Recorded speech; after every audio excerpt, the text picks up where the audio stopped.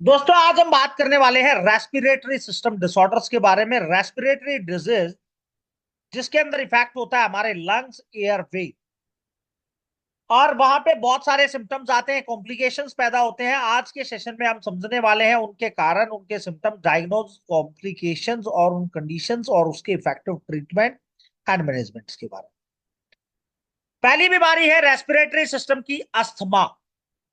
Asthma एक chronic respiratory condition होता है जिसमें इन्फ्लामेशन हो जाती है, नैरो हो जाता है हमारा एयरवे, जिसके कारण पेशेंट को wheezing, shortness of breathe, coughing, asthma trigger किया जाता है एलर्जीन्स, इरिटेशन और फिजिकल एक्टिविटी द्वारा।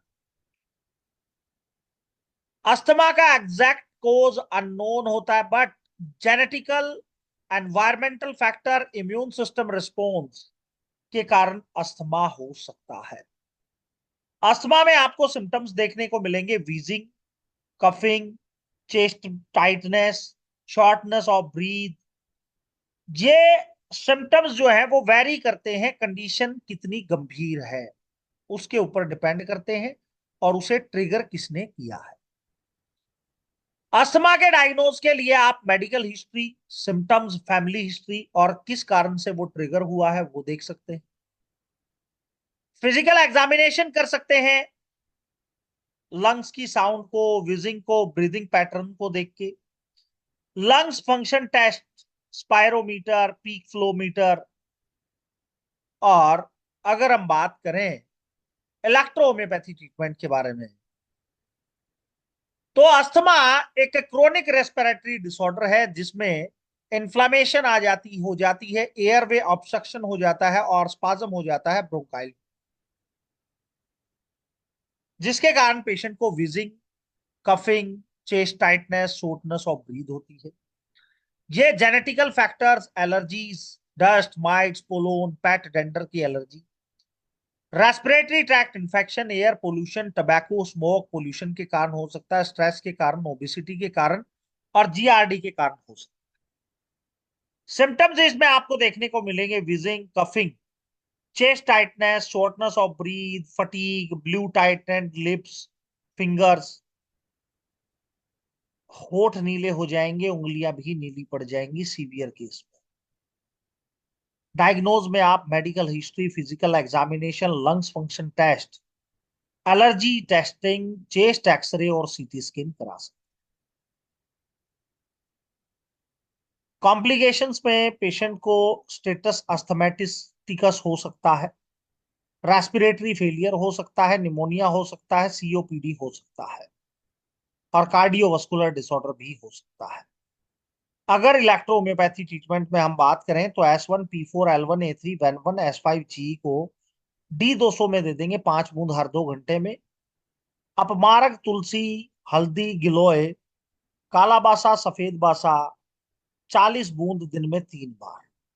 चेस्ट लोशन चेस्ट पे अप्लाई कराएंगे। कफ क्योर ड्रॉप को 20 बूंद दिन में 3 बार दे सकते हैं। अस्थमा में आपको with in 30 minutes, asthmatic attack में 30 मिनट में आपको रिलीफ मिल जाएगा। दोस्तों वो चीजें। नेक्स्ट हम बात करेंगे chronic obstructive pulmonary disorder, COPD. एक क्रोनिक रेस्पिरेटरी डिजीज है जो एयर फ्लो होता है वो ऑब्स्ट्रक्ट हो जाता है, जिसके कारण पेशेंट को सांस लेने में तकलीफ होती है। यह एक प्रोग्रेसिव डिसऑर्डर है, यानी कि बढ़ता हुआ डिसऑर्डर है जो लंग्स को डैमेज करता है। सबसे पहले ये ब्रोंकाइल और एल्वियोली को इफेक्ट करता है, और सीओपीडी सबसे पहले पेशेंट को क्रोनिक ब्रोंकाइटिस, एम्पाइजमा और ये दोनों बीमारियां होंगी, उसके बाद सीओपीडी हो सकता है। सीओपीडी के कारण मृत्यु भी हो सकती है। ये सीओपीडी का जो प्राइमरी कोज है, सबसे पहले ये स्मोकिंग के कारण हो सकता है, पोल्यूशन के कारण हो सकता है, जेनेटिकल प्रीडिस्पोजिशन के कारण हो सकता है, जिसमें पेशेंट को सांस लेने में दिक्कत आएगी, विजिंग साउंड आएगी, चेस्ट में भारीपन महसूस होगा, टाइटनेस महसूस होगी।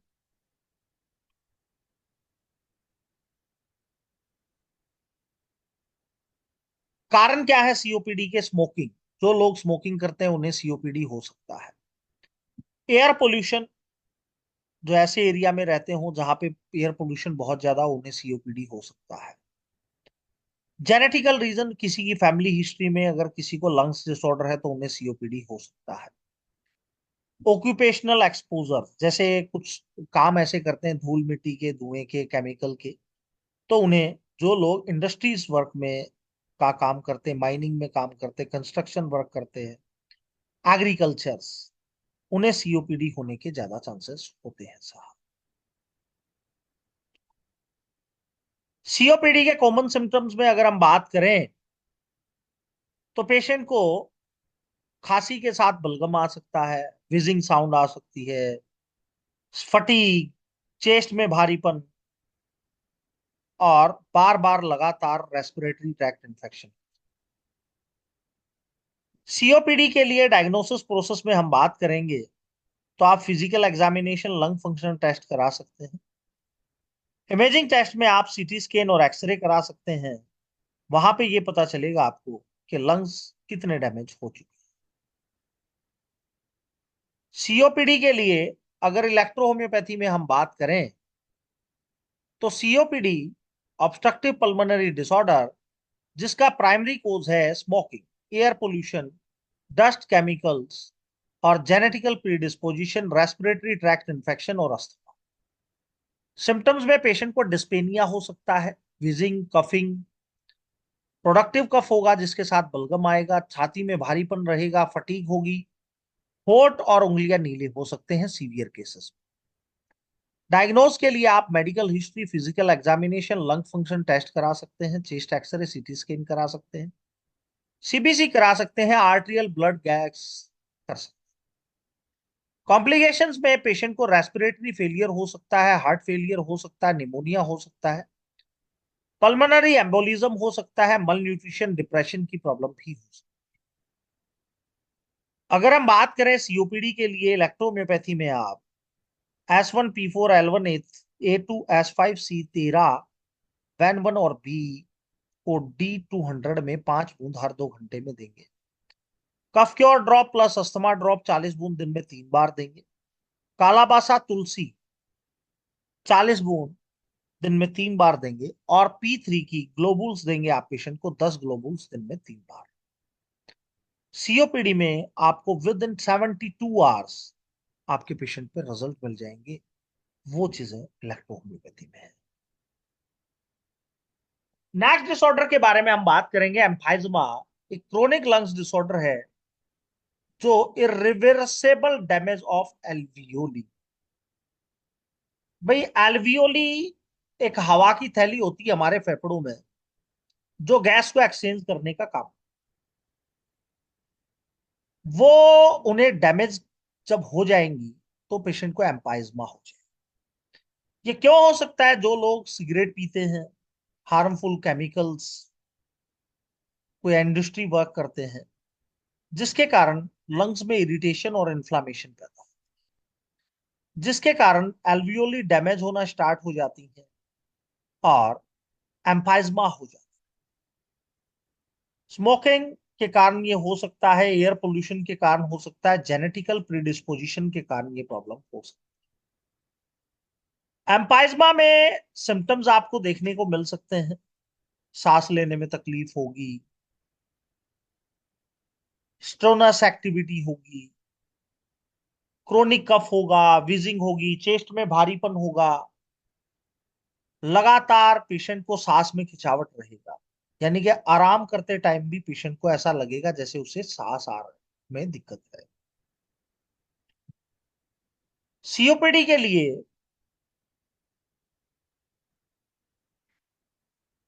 आप पल्मोनरी फंक्शन टेस्ट करा सकते हैं, फिजिकल एग्जामिनेशन करा सकते हैं, एबीजी करा सकते हैं, सीटी स्कैन और चेस्ट एक्सरे करा सकते हैं। अगर एम्पाइजमा के बारे में हम बात करें इलेक्ट्रो होम्योपैथी में, तो एम्पाइजमा फेफड़ों की एक ऐसी पुरानी बीमारी है जिसमें जो हवा को सोखने वाली जो थैली होती है उसे नुकसान पहुंचे, जिससे पेशेंट को सांस लेने में बहुत ज्यादा तकलीफ होती है। कारण इसके, जो लोग स्मोकिंग करते हैं उन्हें एम्पाइजमा हो सकता एयर पोल्यूशन में जो लोग रहते हैं, जहां ज्यादा पोल्यूशन रहता है, जेनेटिकल प्रीडिस्पोजिशन के कारण हो सकता है। जो जीन्स है अल्फा 1 उम्र के कारण, अल्फा 1 एंटीट्रिप्सिन डेफिशिएंसी के कारण हो सकता है। रेस्पिरेटरी इंफेक्शंस या उम्र के बढ़ने के साथ हो सकता है। सिम्टम्स में अगर हम बात करें तो सांस में तकलीफ हो सकती है पेशेंट को, विजिंग साउंड हो सकती है, क्रोनिक रिप्रोडक्टिव कफ की प्रॉब्लम हो सकती है, छाती में भारीपन हो सकता है, फटीग हो सकती है, होठ और उंगलियां नीली पड़ सकती हैं। डायग्नोसिस में आप पेशेंट को medical history, physical examination, lungs function test, chest X-ray, CT scan करा सकते हैं। यहाँ पे आप पेशेंट को सीबीसी करा सकते हैं, एबीजी करा सकते हैं। कॉम्प्लिकेशन इसमें पेशेंट को respiratory failure, heart failure, pneumonia, pulmonary embolism, मल न्यूट्रिशन और डिप्रेशन की प्रॉब्लम हो सकती है। अगर ओरली हम बात करें जहां एल्वियोली डैमेज हो जाती हैं तो S1P2A2L1S5N1 जी को D200 में दे देंगे। तुलसी, हल्दी, गिलोय, अपमारक, काला बासा, सफेद बासा आप 40 बूंद दिन में 3 बार देंगे। P3C13 की ग्लोबुल्स देंगे। अस्थमा ड्रॉप 20 बूंद दिन में 3 बार देंगे और चेस्ट और लोशन को आप अप्लाई करेंगे। वहां पे आपके पेशेंट को इंस्टेंट रिजल्ट के बारे में अगर हम बात करें तो आप पेशेंट को तुरंत आराम दे सकते हैं शॉर्टनेस ऑफ ब्रीथ। नेक्स्ट एक डिसऑर्डर, ब्रोंकाइटिस। दो प्रकार का ब्रोंकाइटिस होता है, एक एक्यूट, एक क्रोनिक। एक्यूट ब्रोंकाइटिस एक कॉमन रेस्पिरेटरी ट्रैक्ट इन्फेक्शन होता है जो ब्रोंकाइल ट्यूब में होता है, और ये एक वायरल इन्फेक्शन होता है जिसमें पेशेंट को कफ, चेस्ट कंजेशन और शॉर्टनेस ऑफ ब्रीथ की प्रॉब्लम। बहुत बार ये अपने आप ठीक हो, हफ्ता 2 हफ्ता लेता है। क्रोनिक ब्रोंकाइटिस एक लॉन्ग टर्म कंडीशन जिसमें लगातार इन्फ्लामेशन होती रहती है ब्रोंकाइल। ये स्मोकिंग के कारण या फिर कोई एक्सपोजर ऐसे हैं जो इरिटेशन पैदा करते हैं, उनके कारण। अब जब इन्फ्लामेशन हो जाएगी तो म्यूकस बनेगा जिससे पेशेंट को लगातार कफिंग, विजिंग और शॉर्टनेस ऑफ ब्रीथ के सिम्टम्स देखने को मिलेंगे।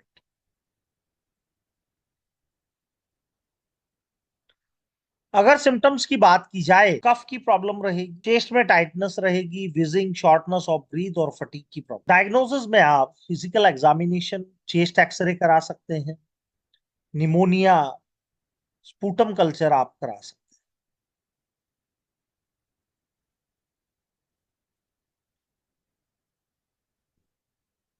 अगर इलेक्ट्रो होम्योपैथी में बात करी जाए ब्रोंकाइटिस की, ब्रोंकाइटिस, एक्यूट ब्रोंकाइटिस के बारे में हम बात करें तो एक शॉर्ट टर्म इन्फ्लामेशन होती है जो 3 हफ्ते तक चलती है, और क्रोनिक ब्रोंकाइटिस जो 3 महीने से 2 साल तक चलती है, उससे ज्यादा नहीं चल सकती।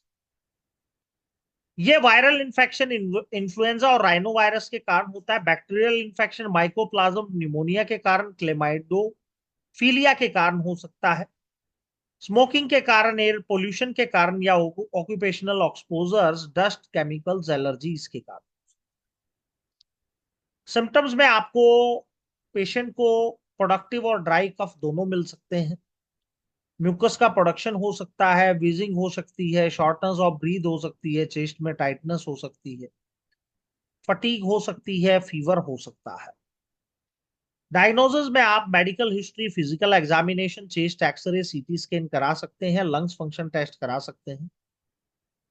ब्लड टेस्ट में आप सीबीसी करा सकते हैं, एबीजी करा सकते हैं। कॉम्प्लिकेशंस में पेशेंट को pneumonia, chronic obstructive pulmonary disorder हो सकता है, रेस्पिरेटरी फेलियर हो सकता है, हार्ट फेलियर हो सकता है और मल न्यूट्रिशन की प्रॉब्लम हो सकती है। ओरल में अगर हम बात करें इलेक्ट्रोहोम्योपैथी में, आप एक्यूट ब्रोंकाइटिस में S1P4 P3 C13 C2L1 A3 S5 और बी को D8 में दे देंगे, 20 बूंद हर 2 घंटे में, या फिर अकॉर्डिंग टू एज आप उसको सिलेक्ट। क्रोनिक में आपको D30 30वें डाइल्यूशन से स्टार्ट करना है, 5 बूंद देनी है हर 2 घंटे बाद। कफ क्योर सिरप को 20 ml दिन में 3 बार दे सकते हैं। चेस्ट लोशन को चेस्ट पे अप्लाई करा सकते हैं। चेस्ट एंड कोल्ड सिरप को और कफ सिरप को दोनों मिलाकर आप दे सकते हैं 5 से 10 ml दिन में 3 बार गर्म पानी के साथ।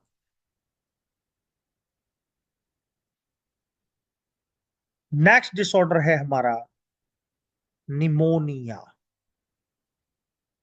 निमोनिया एक ऐसी कंडीशन है जिसमें इन्फ्लामेशन हो जाती है लंग्स में, जो कई इन्फेक्शंस, बैक्टीरिया, वायरस, फंगस और पैरासाइटल इन्फेक्शन के कारण। निमोनिया के अंदर जो हवा को सोखने वाली थैली होती है उसमें फ्लूइड बिल्डअप हो जाता है, फ्लूइड जम जाता है, रुक जाता है, पस बन जाता है, जिसके कारण पेशेंट को सांस लेने में तकलीफ होती है। और निमोनिया एक डिफरेंट टाइप होते हैं, वो बेस करते हैं कि इन्फ्लामेशन या इन्फेक्शन कहाँ हुआ है, उसकी सीवियरिटी कैसी है। कॉमन टाइप का जो निमोनिया है वो कम्युनिटी एक्वायर्ड निमोनिया, CAP।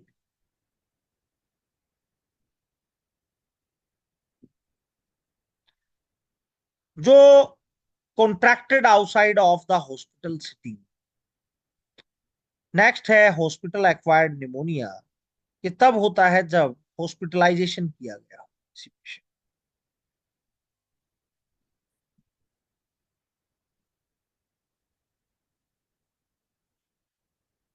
कारण है virus, bacteria, fungal infection.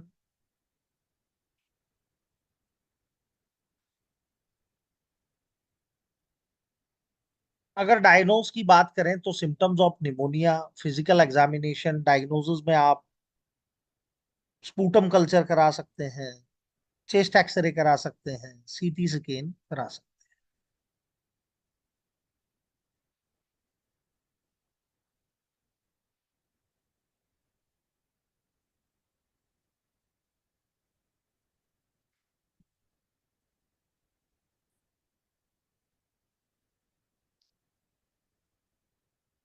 Pneumonia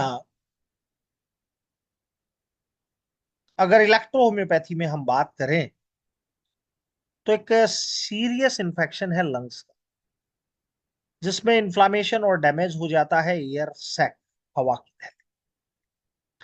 उसके अंदर पस बन जाती है, फ्लूइड एक्यूमुलेट हो जाता है। अब अगर इसके टाइप्स के बारे में बात करें तो पहला टाइप है acquired pneumonia, hospital acquired pneumonia, aspiration pneumonia, viral pneumonia और बैक्टीरियल। अब bacterial infection, staphylococcus pneumonia, haemophilus influenza, viral influenza, respiratory synthetical virus या pneumocystis jirovecii. Parasites, infections, influenza, smoking या फिर एज,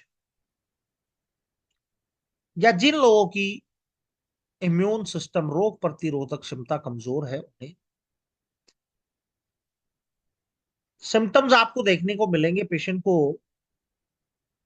सूखी और बलगमी खांसी हो सकती है, बुखार हो सकता है, ठंड लग सकती है, सांस में खिंचावट हो सकती है, चेस्ट पेन और टाइटनेस हो सकता है, फटीग हो सकता है, हेडेक हो सकता है, नोजिया और वोमिटिंग की प्रॉब्लम हो सकती है।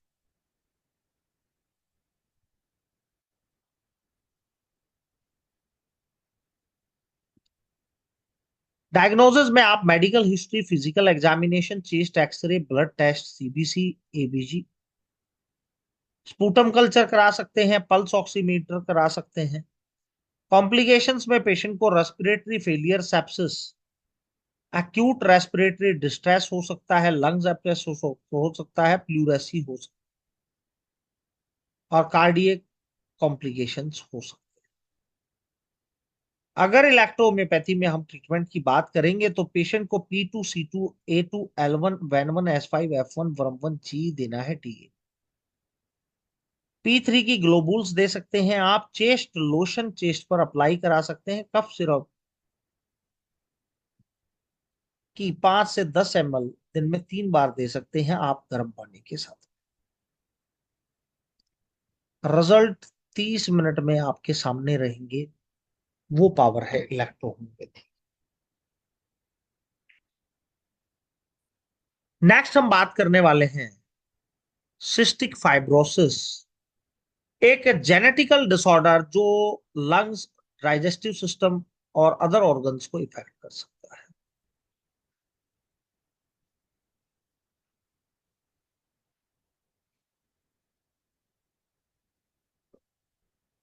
और यह जीन्स म्यूटेशन के कारण होता है, CFTR जीन्स में म्यूटेशन होने के कारण ये होता है।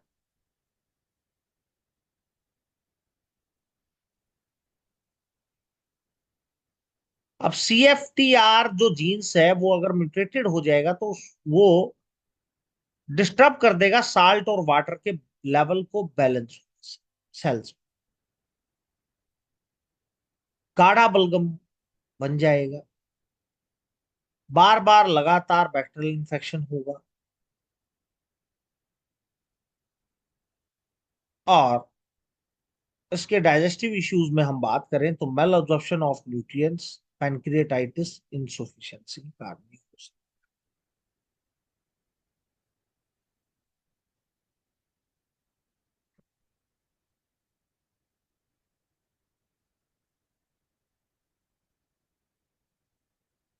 सिम्टम्स आपको देखने को मिल सकते हैं, पेशेंट को खांसी रहेगी, साउंड आएगी, wheezing whistling sound, shortness of breathe, bar bar lungs infection रहेंगे, डाइजेस्टिव सिस्टम भी इफेक्ट हो सकता है, पेशेंट को एब्डोमिनल पेन हो सकता है, स्टूल के साथ म्यूकस आ सकता है, पेशेंट का वेट गेन नहीं होगा।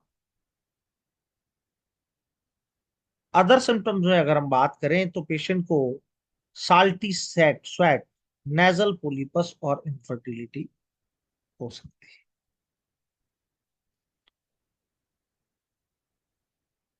सिस्टिक फाइब्रोसिस का ट्रीटमेंट के बारे में हम बात करेंगे तो सबसे पहले हम बात करेंगे कि ये जीन्स म्यूटेशन CFTR जीन्स के म्यूटेटेड होने के कारण होता है। एबनॉर्मल क्लोराइड आयन ट्रांसपोर्टेशन के कारण हो सकता है, ऑटोसोमल रिसेसिव इनहेरिटेंस के कारण हो सकता है।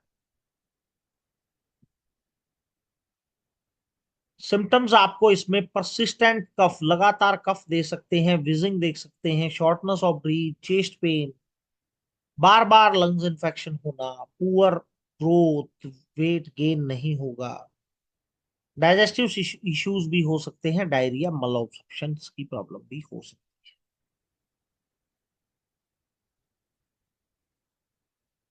अगर डायग्नोज की बात करें तो sweat test, genetic testing, chest x ray, CT scan आप करा सकते हैं। Pulmonary function test, CBC, electrolytes, ये चीजें आप डायग्नोज में करा सकते हैं।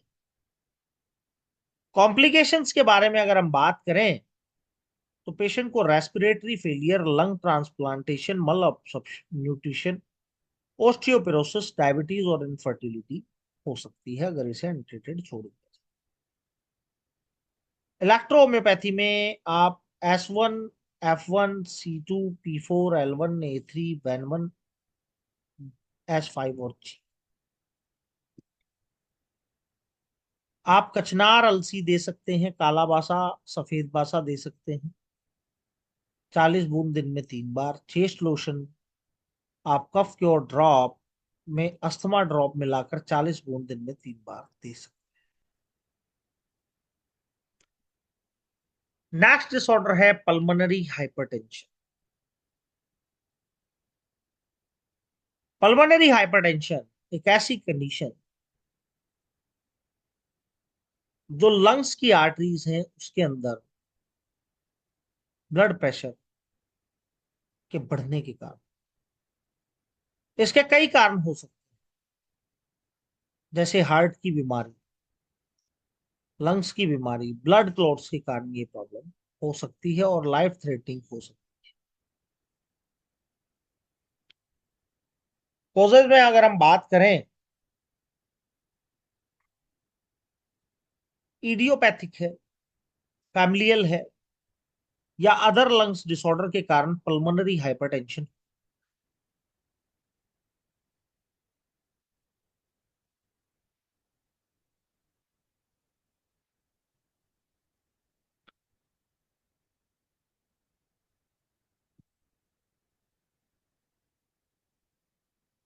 अगर इसके सिम्टम्स के बारे में बात की जाए, डायग्नोसिस के बारे में बात की जाए, तो आप इको करा सकते हैं, इलेक्ट्रो ईसीजी करा सकते हैं, चेस्ट एक्सरे करा सकते हैं, और राइट हार्ट कैथेटराइजेशन करा सकते हैं।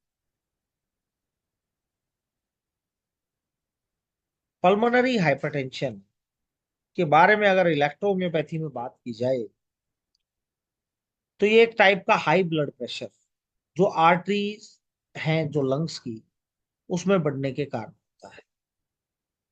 ये भाई किसी को जन्म से, फैमिली में अगर किसी को है genetical disposition, heart disorder, lungs disorder, pneumonia, connective tissues disorder, scleroderma, lupus, sleep apnea, thyroid disorder, HIV infection, portal hypertension.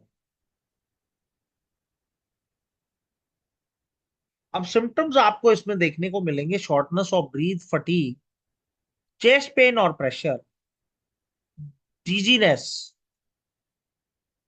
Swelling, ankle edema, blue tinged skin, cyanosis, rapid heart beat और खांसी के symptoms आपको देखने को मिल सकते हैं। इसके लिए आप इको करा सकते हैं,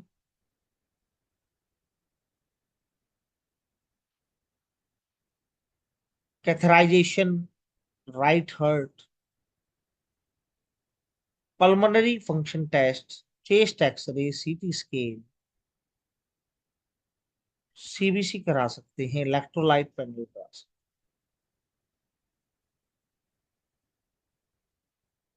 अगर इलेक्ट्रोहोम्योपैथी में हम बात करेंगे, तो S1A1P2 L1S5BE 30वें डाइल्यूशन में 5 मोल हर 2 घंटे बाद, cardio care drop plus asthma drop 40 drop दिन में 3 बार। चेस्ट लोशन को आप अप्लाई करा सकते हैं चेस्ट, वहां आपको बहुत अच्छे रिजल्ट्स देखने को मिलेंगे। नेक्स्ट जो डिसऑर्डर है, स्लिप अपीनिया।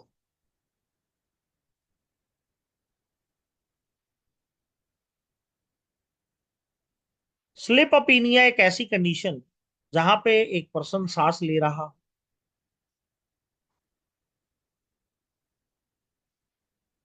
ये ज्यादातर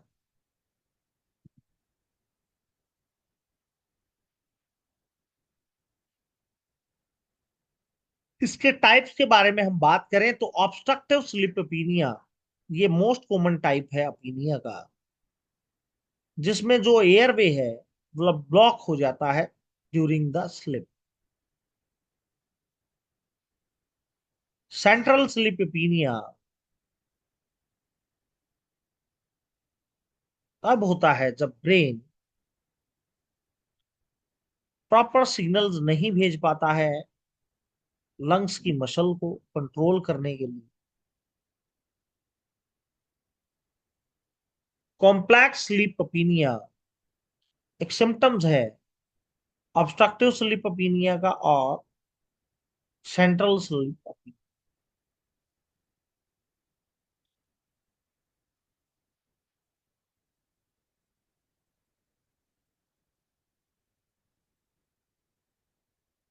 हम कारण के बारे में बात करेंगे तो एनाटॉमिकल कॉज हो सकते हैं, ओबिसिटी हो सकती के कारण हो सकता है, अदर रिस्क फैक्टर जैसे जो लोग स्मोकिंग करते हो, शराब पीते हो, कुछ मेडिकेशन ऐसी लेते हो जो हार्मोनल इम्बैलेंस का कारण बनती हो, न्यूरोलॉजिकल डिसऑर्डर का कारण बनती हो, तो स्लीप अपीनिया होने के चांसेस ज्यादा हो। कॉमन सिम्टम्स में स्नोरिंग, खराटे आपको देखने को, और पेशेंट को दिन में नींद आएगी, सुबह के टाइम पे सिर में दर्द होगा, और पेशेंट को डिफिकल्टी होगी कंसंट्रेट करने के लिए।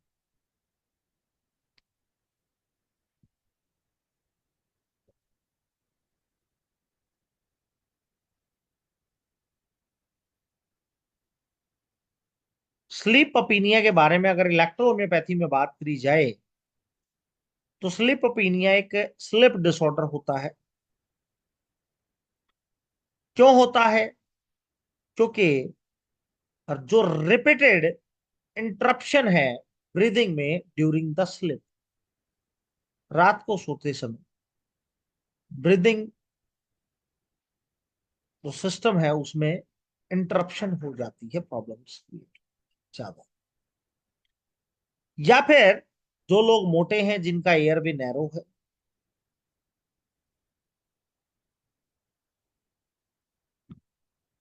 टॉन्सिल्स बढ़ गए एडेनॉइड्स के कारण, नेजल कंजेक्शन के कारण, स्मोकिंग के कारण, या शराब पीने के कारण, या कुछ ऐसी मेडिसिन, फैमिली हिस्ट्री के बारे में अगर हम बात करें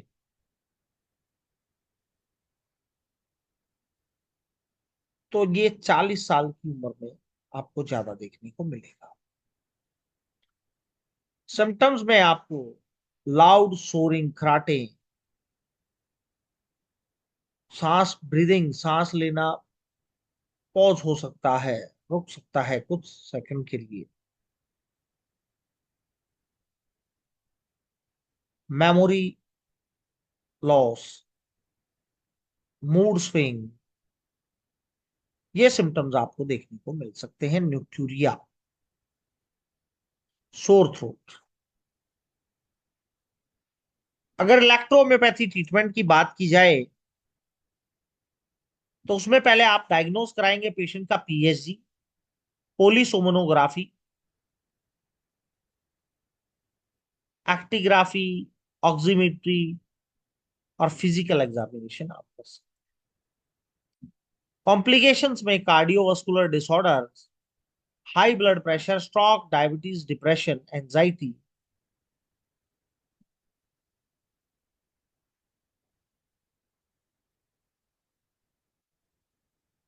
के कारण हो सकते।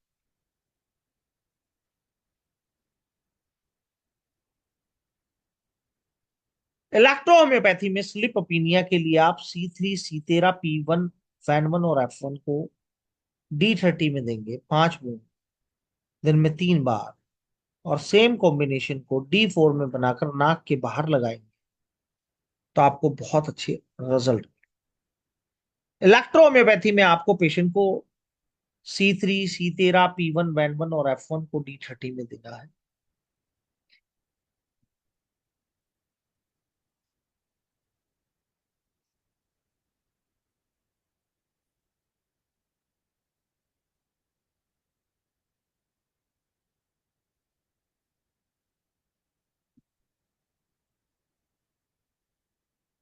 नेक्स्ट डिसऑर्डर है स्नोरिंग, जिसे आप खराटे के नाम से जानते हैं।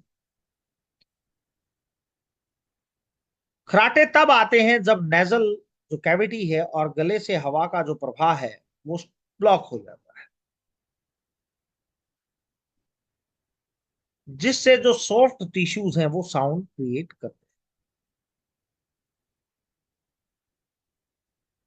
स्लीप अपीनिया के कारण ये हो सकता है। अगर इलेक्ट्रोहोम्योपैथी में इसकी बात की जाए तो ये उन लोगों को हो सकता है जो लोग मोटे हैं, या जिनका एयरवे नैरो है, या जिनके टॉन्सिल बड़े हुए हैं, या जिसको नेजल कंजेशन की प्रॉब्लम। सिम्टम्स में पेशेंट को loud harsh breathing sound during the sleep, सोते समय पेशेंट को खराटे आते हैं, मुंह सूख जाएगा, कंसंट्रेशन में प्रॉब्लम रहेगी। डायग्नोज में आप physical examination, medical history, sleep study, polysomnography, home sleep testing, nasal endoscopy करा सकते।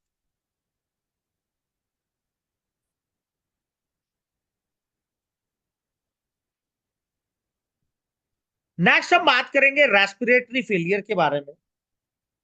रेस्पिरेटरी फेलियर तब होता है जब लंग्स डिलीवर नहीं कर पाते प्रॉपर ऑक्सीजन को हमारे ब्लड में, और रिमूव नहीं कर पाते पूरी कार्बन डाइऑक्साइड। ये एक सीरियस कंडीशन है जिसके कई कारण हो सकते हैं, जिसमें इमीडिएट मेडिकल अटेंशन की जरूरत। इसके रेस्पिरेटरी फेलियर के कई कारण हैं, जिसमें chronic lung disorder, acute lungs injury, और nervous system disorders.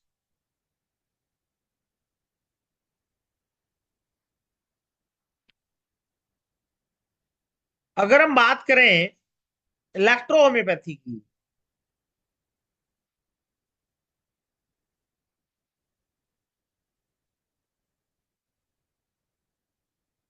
Respiratory failure एक लाइफ थ्रेटनिंग कंडीशन है जिसमें लंग प्रॉपर तरीके से ऑक्सीजन नहीं डिलीवर कर पाते हैं और कार्बन डाइऑक्साइड को बाहर नहीं कर।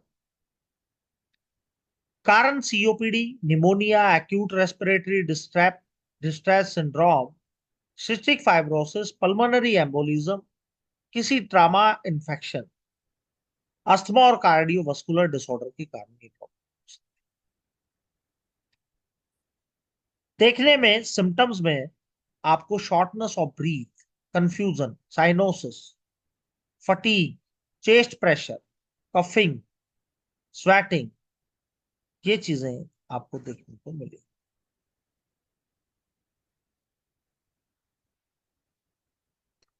कॉम्प्लिकेशंस में हम बात करें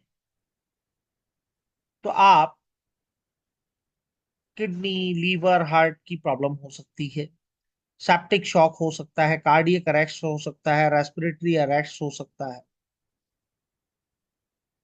इलेक्ट्रोहोम्योपैथी में आप S1P4L1A3S5BE D200 में देंगे 5 बूंद हर 2 घंटे बाद।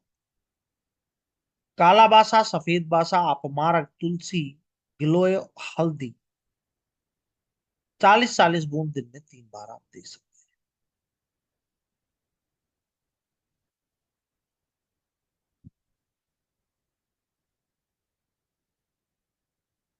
इलेक्ट्रोहोम्योपैथी ट्रीटमेंट में आप S1P4L1A3S5BE को D200 में दे सकते हैं।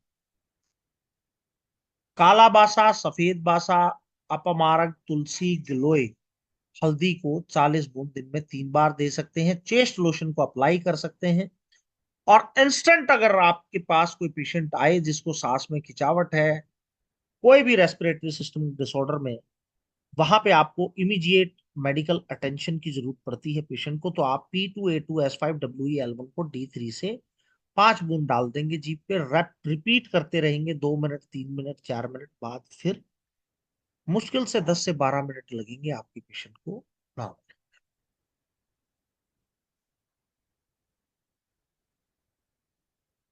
दोस्तों, आज का सेशन हमारा रेस्पिरेटरी सिस्टम पर रहा।